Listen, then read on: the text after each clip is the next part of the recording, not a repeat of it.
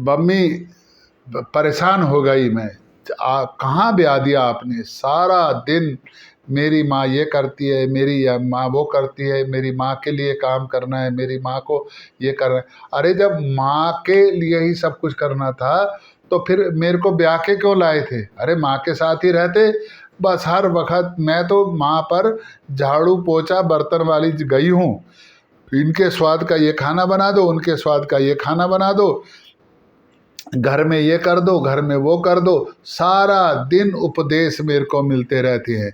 मैं तो परेशान हो गई उस घर में जा कर के। पता नहीं कौन सा ऐसा समय था जब मैं उस घर में ब्याह करके आई हूँ। कांता अपनी लड़की के इस उद्बोधन को लगातार सुनती जा रही थी। कुछ नहीं बोला, क्या हाल है क्या है, कुछ पूछा नहीं। बस ससुराल से लड़की लड़कर के आई थी और माँ के सामने जैसे कि अपने पूरे मन के भाव, मैं नहीं जाऊंगी मम्मी वहाँ पर। लेकिन कांता चुपचाप कुछ बोल नहीं रही थी, कुछ कह नहीं रही थी, शांत भाव से सुन रही थी।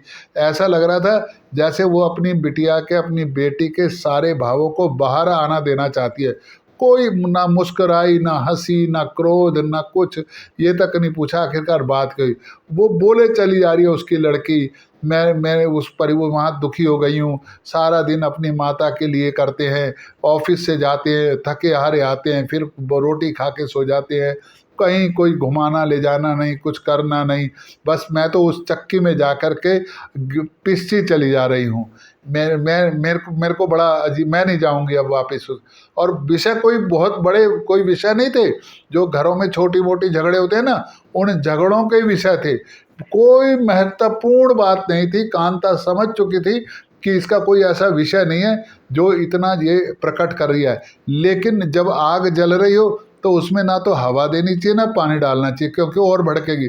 तो कांता भी उसी थ्योरी पर आराम से उसकी बात सुनती रही।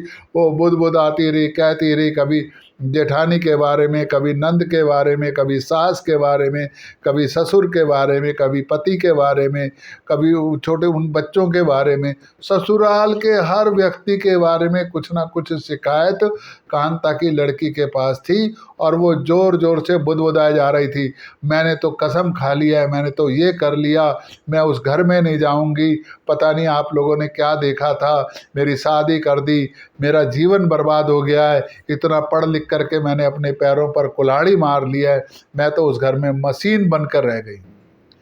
कांता चुपचाप अपनी बेटी के भावों को सुनती रही।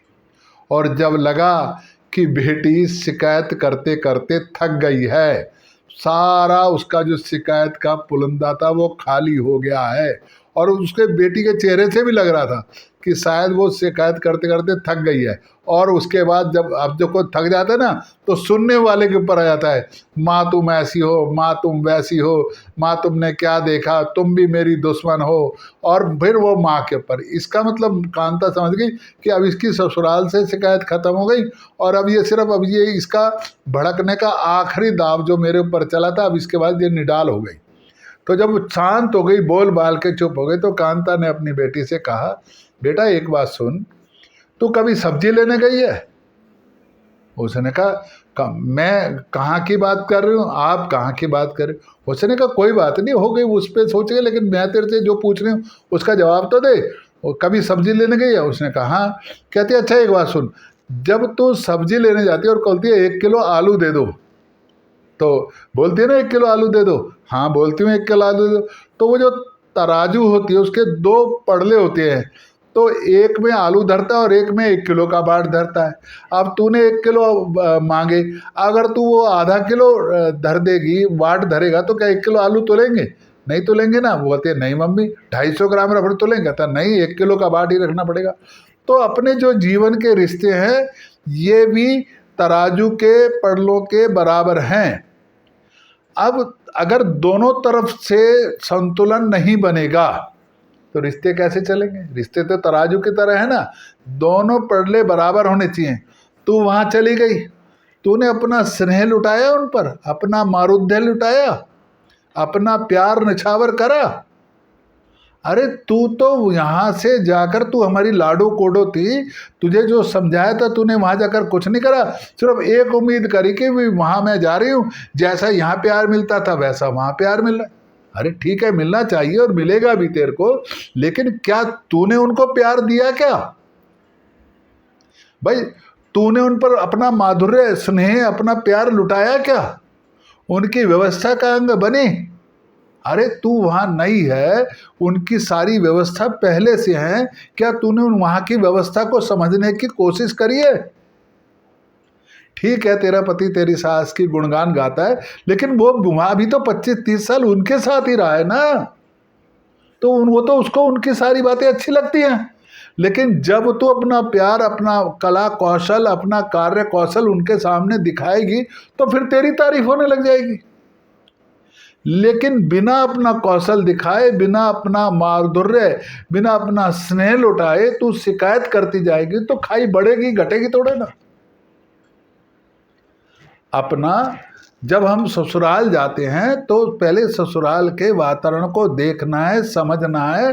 उनकी पुरानी व्यवस्था है, वो चली आ रही है। आप एक नई अदर व्यवस्था से गए हो, आप एक अलग परिवार से गए हो, वो परिवार अलग है, उनका जीने का तरीका अलग है, आपके परिवार के जीने का तरीका अलग है बेटा। तो तू जो वहाँ उनके जो जीने का तरीका, उसमें से सामंजस्य बिठाना, फिर बेशक बाद में जब तू उनके साथ घुल मिल जाएगी तो बेशक तू जैसा चाहे वैसा करेगी, जैसा घर चलाना चाहे। तेरा घर है, फिर तो वो तेरा घर है ना। ये तो ट्रेनिंग कैंप था 20 साल, ये तो 25 साल 30 साल जो भी मायके में तू रही, ये तो ट्रेनिंग कैंप था। अरे यहाँ से ट्रेनिंग लेकर के तू वहाँ गई है, वो परिवार तेरे को चलाना है, वो परिवार तेरा है, तू उसकी मालकिन है, तू चलाना उस परिवार को। लेकिन पहले जाते ही व्यवस्था परिवर्तन नहीं करते, पहले व्यवस्था में रचना बसना होता है, क्योंकि वो वहाँ पर तेरे से पहले की व्यवस्थाएं बनी हुई हैं, और व्यवस्थाएं एक दिन में नहीं बदली जाती। और जब तराजू के पड़ले, जब दोनों बराबर के होते ना, तभी सामंजस्य बनता है, तभी आलू 1 किलो तोलता है, वरना तो या तो 750 ग्राम रह जाएगा या 800 ग्राम रह जाएगा। तो बेटा तू जो है वहाँ पर अपना स्नेह लुटा, अपना व्यवस्था कौशल दिखा, उसके बाद देखो वो सब तेरे अप्रिशिएट करेंगे। उनको तो खुशी है, बेचारे इतनी खुशी खुशी तो आए थे बारात लेकर, बहू लेने आए थे, कोई तेरे से लड़ने थोड़े ना आए थे। कांता की लड़की समझ गई थी, उसने कहा माँ मेरे से गलती हो गई, आगे से मैं ध्यान रखूंगी।